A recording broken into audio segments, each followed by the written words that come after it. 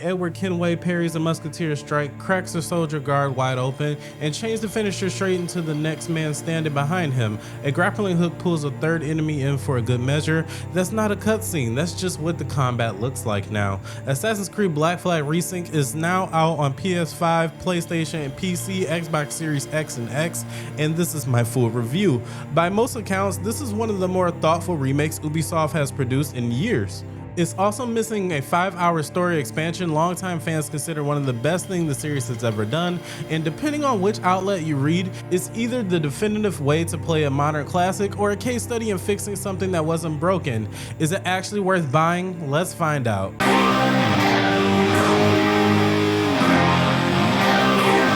Assassin's Creed Black Flag Resynced is now launched, rebuilt from the ground up by Ubisoft Singapore on the same Anvil engine that powered Assassin's Creed Shadows.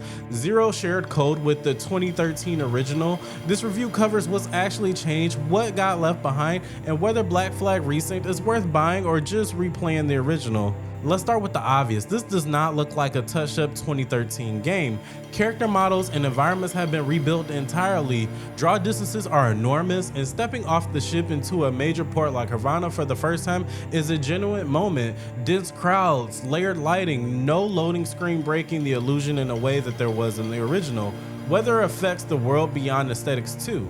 The storm doesn't just look different now, it changes how the Jackdaw actually handles, which means the same naval encounter plays out differently depending on the conditions. There's an option to skip ahead to a different time of day if you want better lighting for a screenshot, and a toggle to hide the HUD entirely if you just want to take in the scenery. Small features, both generally appreciated by anyone who spent real hours in this world.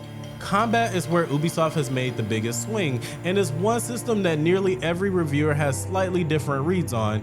The original ran on simple counter kills, wait for a prompt, hit a button, and watch a finisher animation. Resynced folds that same foundation into something closer to a parry and guard break system out of the Assassin's Creed Shadows. Enemies now have a defense meter that breaks down under pressure, with visual cues built into an animation itself. A hat falling off, a distance shifting, so a player who turns off the combat HUD entirely can read a fight on instinct. New tools got added on top, a grappling hook that pulls enemies in for a strike, a sweep kick that opens the target up for a finisher, vault over enemies mid-fight, and a heavy attack on a held button for a bit of an actual combo depth. One thing that did get removed in the process, the original lets you counter differently depending on which weapon type you were using. Tool versus hidden blade versus sword, that's gone now. Every weapon just feeds into the same catch-all finisher. It's a small loss buried in a much larger build upgrade, but it's a real miss out if you were someone who liked juggling weapons specific counters. Stealth got a much smaller pass, and it's worth being honest about this one. In 2013, Edward could just crouch while standing in tall grass. In Resynced, it finally adds a dedicated crouch button usable anywhere. That helps with movement and positioning. It does not fundamentally change what stealth in the game actually is. Hide, lure a guard over, stab him, and repeat. If there's one system in this remake that aged the least gracefully, it's this one.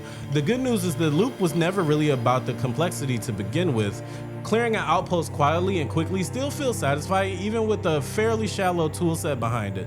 With even greater news, the tailing missions, which was my least favorite part of the original game, are actually less punishing than they used to be. They're not reinvented from scratch, but the original instant fail if they get a glance at you design has been loosened up considerably, and given that this was close to a universal complaint about the 2013 game, even a partial fix counts as a win. Ship combat picked up real depth too. New weapon types, alternate fire modes, and special abilities get layered on through a new side quest system built around recruiting 3 new officer characters, Lucy Baldwin, the Padre, and Tobias, who everyone's already calling the Dead Man Smith, which each one unlocks a distinct shipped ability once recruited, and the quests introducing them are short, well written, and doesn't overstay their welcome, even if the main story availability has to move on from them once they are on board. There's roughly 6 hours of brand new content layered into the returning story. Darby McDevitt, the original lead writer, came back to pen 2 new scenes and revise a third, including a scene between Edward and his wife Caroline that adds real weight to the side of the story. Blackbeard, Steve Bonnet, and James Kidd all get expanded material, including 8 new in-game missions built around Blackbeard specifically. On top of new story content, there's a generally deep quality of life pass, cleaner menus, an expanded fleet management screen with more visual customization, and manners you can decorate with everything that you've collected, and more she shanties than before, and the ability to actually pick the song that your crew sings, functioning like a radio station for your ship, adding in more skins and more ships to sink, and pets that you can bring on board just to have around, and collection loop that made the original addictive is still fully intact here. The one more island and one more hour feeling hasn't gone anywhere. The feeling of exploring one more island and just expending one more hour on the game that you intended to hasn't gone anywhere with this game. Worth saying plainly, Ubisoft could have used this remake to transform Black Flag into something bigger and structurally different, and they didn't, and this is closer to the if it ain't broke don't fix it philosophy than a reinvention. And depending on your relationship with the original, that's either exactly the right call or a missed opportunity, but me personally, I really think it's the right call. So on paper, this sounds like a definitive way to experience one of the best games this series has ever made. Here's where it gets a little complicated though. Freedom Cry is not in the game. For anyone unfamiliar, Freedom Cry was the post-launch DLC that followed Adewale Edwards' quartermaster 13 years after the Black Flag story, as he's joined the Assassin's Brotherhood and leads the uprising in Saint Domingue. It runs about 5 hours and is widely considered one of the best written and best scored pieces of content in the franchise had ever produced. Ubisoft made the call early in development not to remake it, and there's no announcement of it arriving later. The new officer content helps fill some of the gap, but it doesn't replace it, and if Freedom Cry was your favorite part of the original package, this remake just simply doesn't have an answer for you. The modern day sections are gone too, replaced with shorter Animus-tied sequences Ubisoft is calling modern day rifts, focus on Edward's internal psyche rather than present day office conspiracy. This is generally split territories. Some players actively dislike the original Abstergo's office sections and are glad to see them go. Others actually like the simpler modern day framing and found this replacement to be a noticeable step down. Something that feels tucked away, in other words, a drag to actually play through. Neither reaction is really wrong, it just depends entirely on what you wanted out of the half of the original game. There's a technical layer worth flagging too, specifically on console. On PS5 Pro, performance mode holds steadily at 60 frames per second during actual gameplay, but cutscenes with a lot of quick cutting shows noticeable stuttering, and the camera occasionally cuts strangely during certain hidden blade stealth kills, almost like the engine is still working out how to merge the old animation language with the new one. More seriously, at least one documented case involving a tailing mission where the target NPCs got stuck in the ship and simply never moved again, and neither failing or resetting the mission fixed it. The only workaround was rolling back several autosaves. It's not a universal experience, but it's the kind of thing that a patch likely addresses quickly, but it's worth knowing going in if you're playing on a console at launch. And here's the big picture argument that's splitting a lot of players. Some Assassin's Creed fans argue that folding the Assassin's Creed Shadow era combat philosophy into Black Flag changes what actually made the original what it was, a looser, breezier pirate power fantasy, into something more mechanically dense and more deliberate, and that in making that trade, some of what made the original so beloved get lost along the way.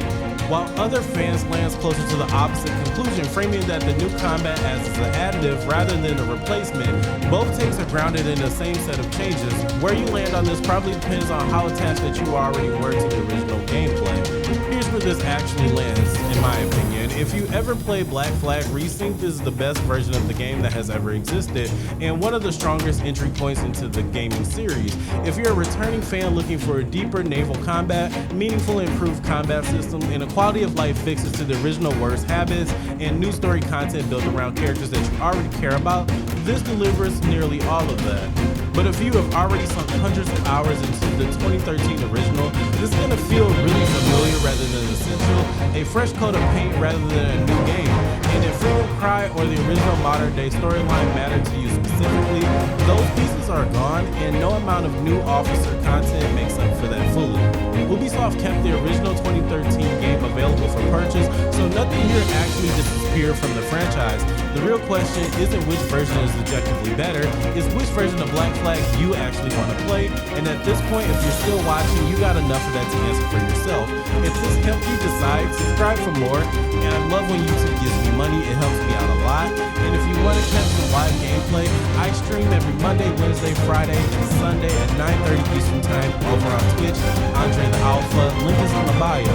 But until then, stay safe, stay on those ships battling, and stay out.